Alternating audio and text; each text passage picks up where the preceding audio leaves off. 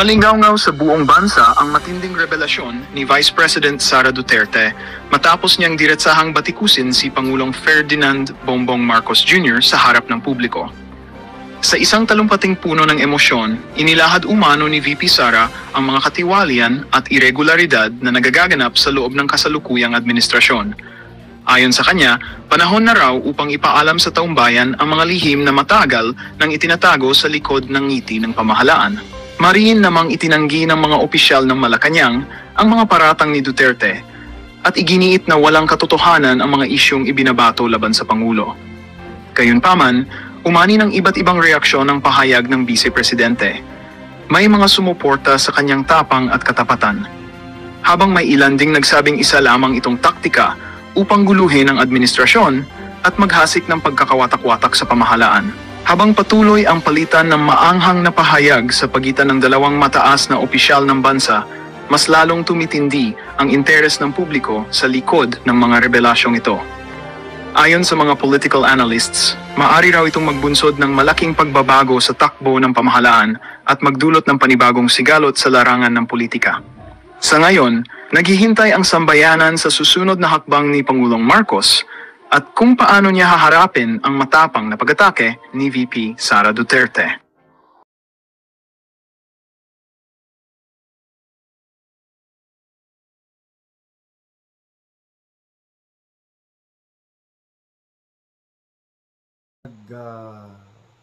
Bigay ng 5 minutes video message sa sambayanang Pilipino, and then mayroon siyang mensahe kay Pangulong Marcos. Pinahayag niya ang kanyang pag-upos, pangkontra sa sinimulan ng gobyerno na pakikipag-usap ulit sa CPP and PNDF. Tinawag ni Vice Presidente na it is an agreement with the devil.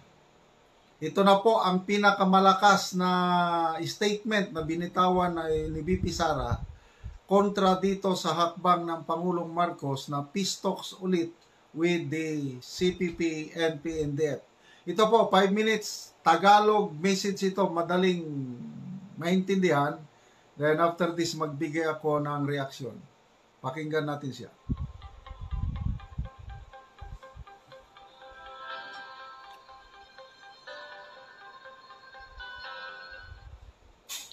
Mga minamahal kong kababayan, Assalamualaikum.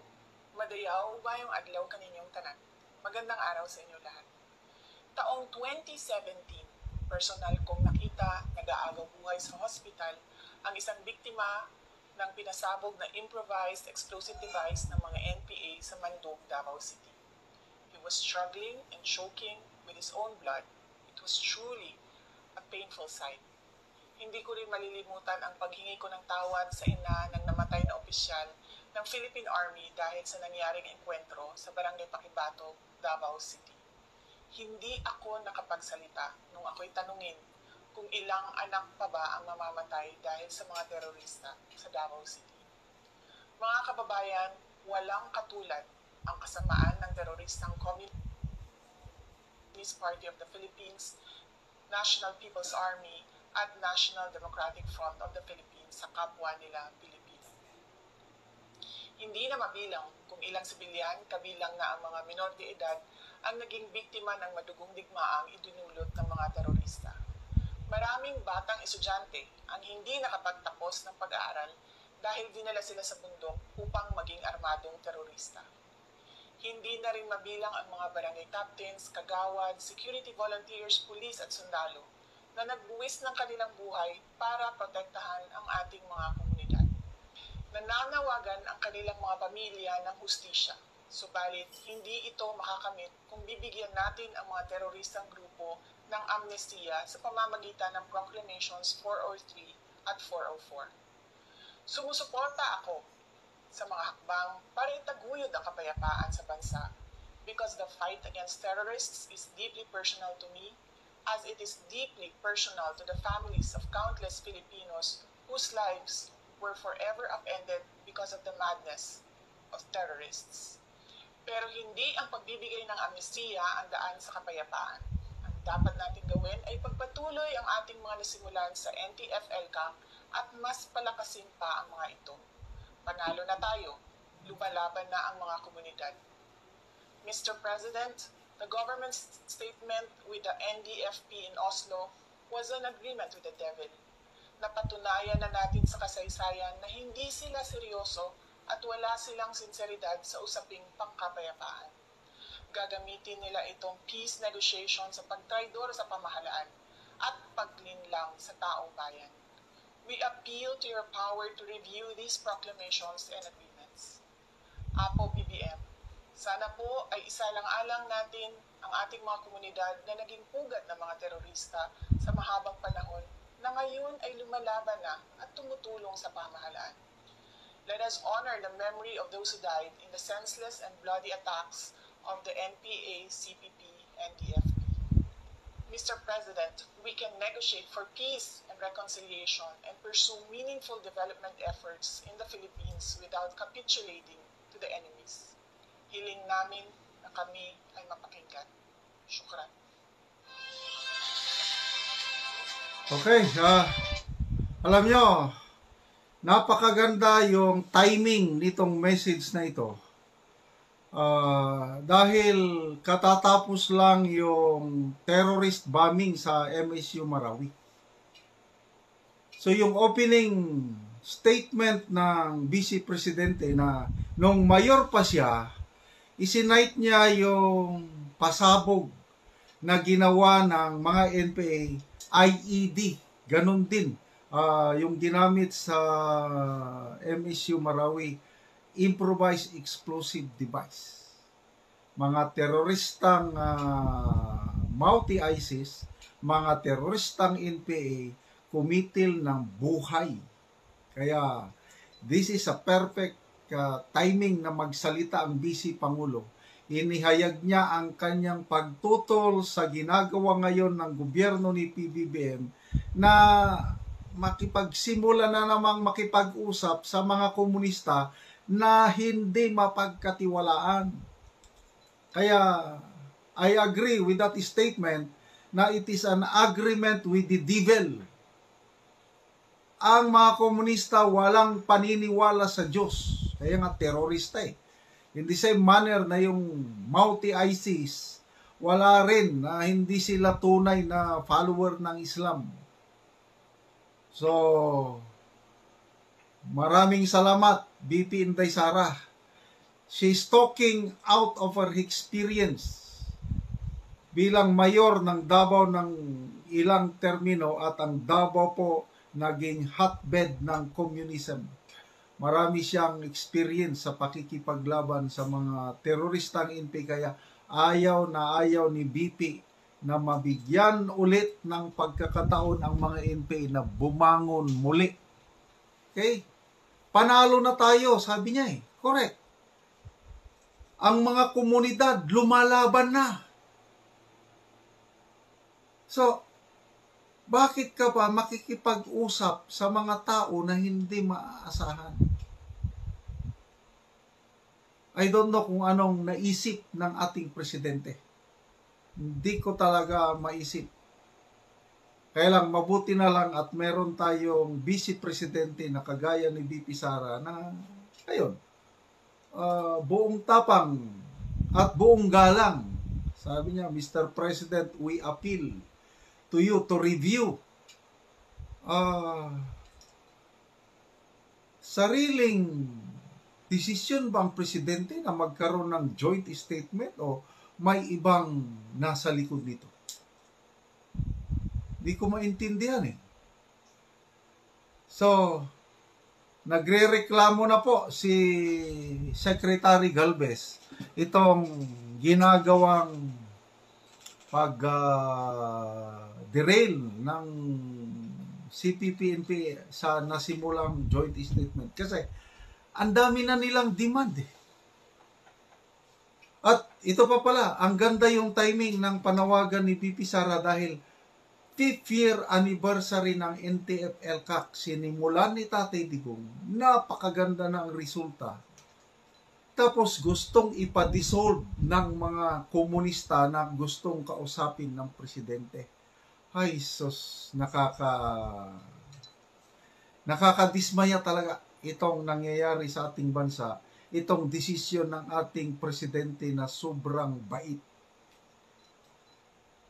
I don't know, Ilocos Norte, walang masyado kasing problema ng NPA sa Ilocos Norte compared dito sa Mindanao, compared sa Davao.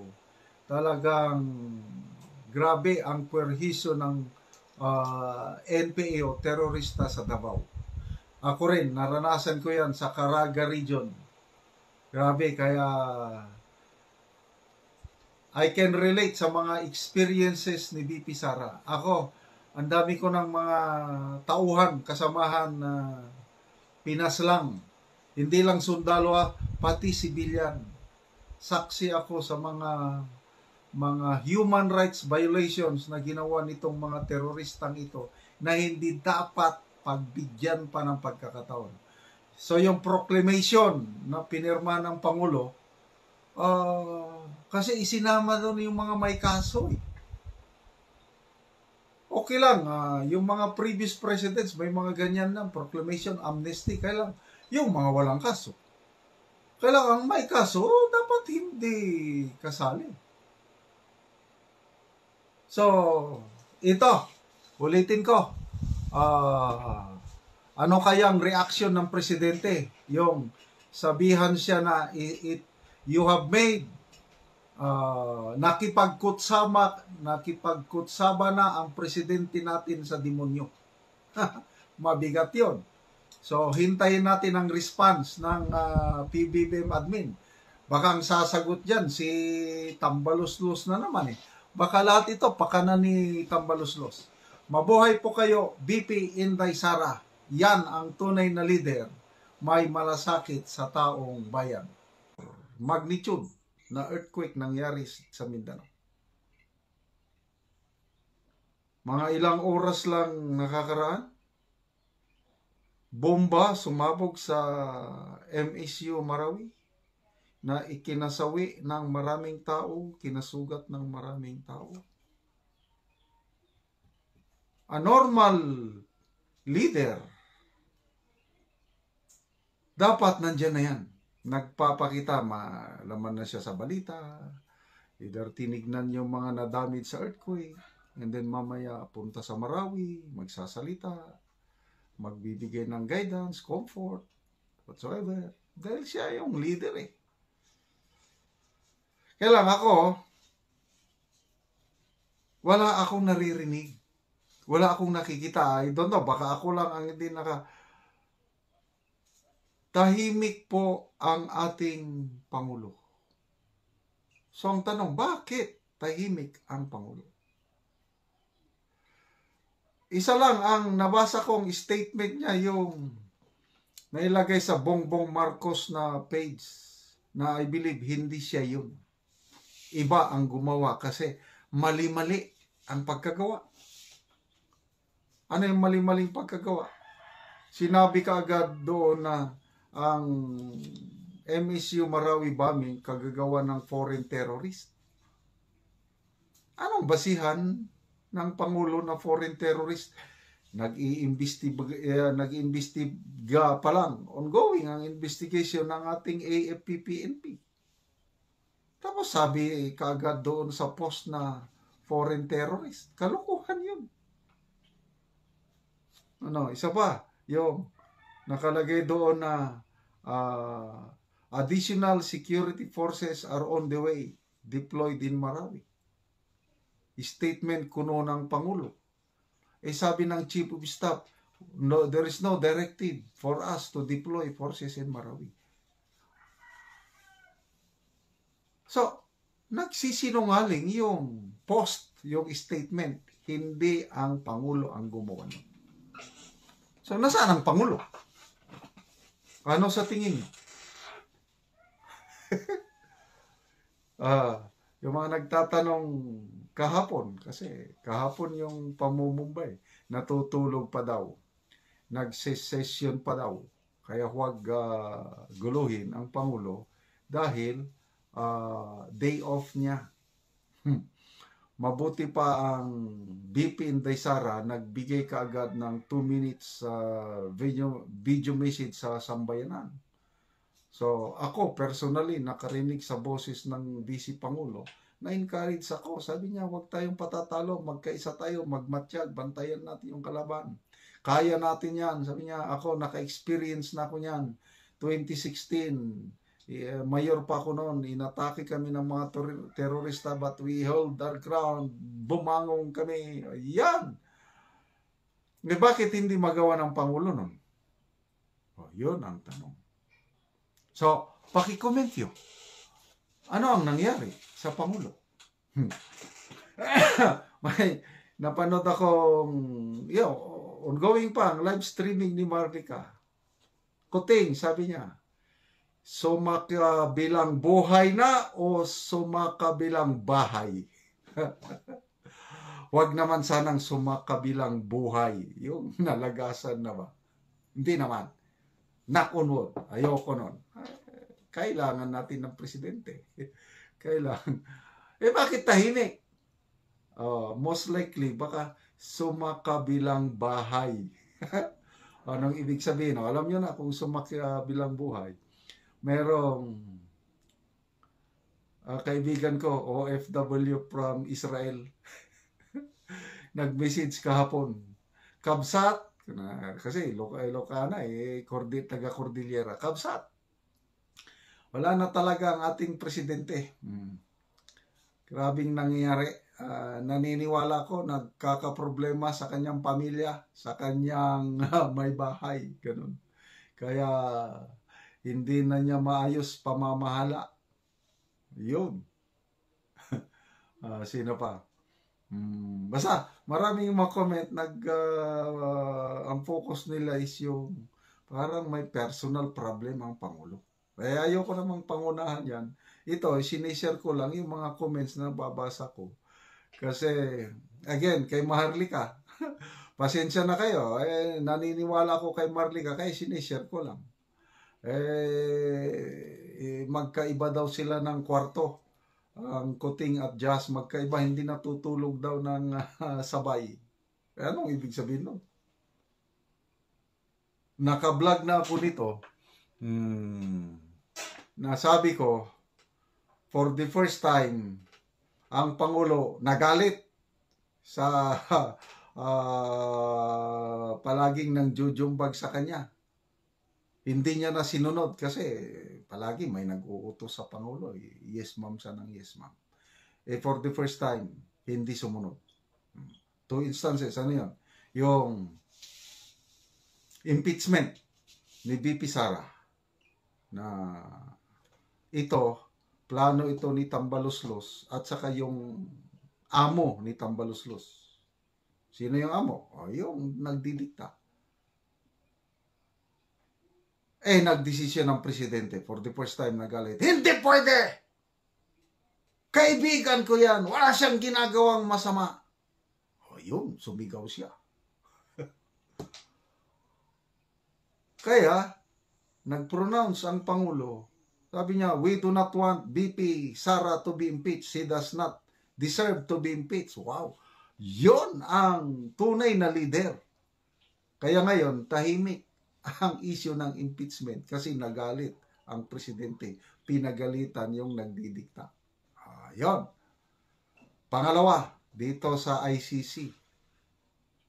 Again, si Tambaluslos ang may kagagawan at yung kanyang amo, yung brain behind itong ambisyon ni Tambaluslos.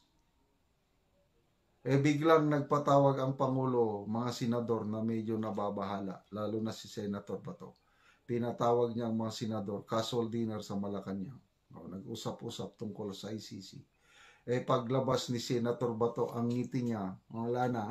Happy ako, sabi niya hanggang, bakit happy? Nag-usap kami ang presidente tungkol sa ICC. Anong napag-usapan? I'm sorry. Hindi ko pwedeng ibulgar ang detalye. Basta happy ako. Bakit happy? Siya ang nasasakdal . Ibig sabihin, good news yung napag-usapan nila ng presidente. Hindi na mabahala ang Senator Bato, Hindi na mabahala si PRRD tungkol sa ICC kasi nagdesisyon ng Pangulo, although hindi pa natin alam kung ano. But common sense will dictate. Hindi. Ayun, nagalit na naman ang Pangulo. Hindi pwede! I have decided, hindi pwede ang ICC sa bansa! Yun. Yung palaging nag-utos, nagalit, yun, nag-away. Yun. Baka yun ang problema ng Pangulo. I don't know. These are just kasi dapat magsalita ang Pangulo. Kailangan natin ng kanyang presensya. Isa pang nakakabahala doon sa BARM, Bangsamoro Autonomous Region for Muslim Mindanao. Biglang nag-issue ng memorandum yung Chief Minister, si Alhaj Murad Ibrahim. Pinaparesign lahat ang mga ministers o congressmen, assemblyman bang tawag dyan. Pinaparesign mga department heads o cabinet secretaries niya, pinaparesign lahat. Sabi ko, what's happening? Tapos ang Pangulo, hindi natin marinig kung ano ang nangyayari sa kanya. Nakakabahala. Sana naman, ako, gusto ko nasa mabuting kalagayan ng ating Pangulo. Pangulo pa rin natin siya kahit ano pa man ang ano. So kung personal problem, family, wala na tayong magagawa. Sana, magsalita na po kayo, mahal na Pangulo. Huwag kayong sumakabilang bahay. I-maintain nyo yung we need your leadership. Yung leadership na kagaya yung magsigaw-sigaw ka rin paminsan nga, hindi pwede! Ako ang amo dito! Ako ang binutuhan ng mga tao! Get out of my way! Ano, napag ganun pa naman para happy ang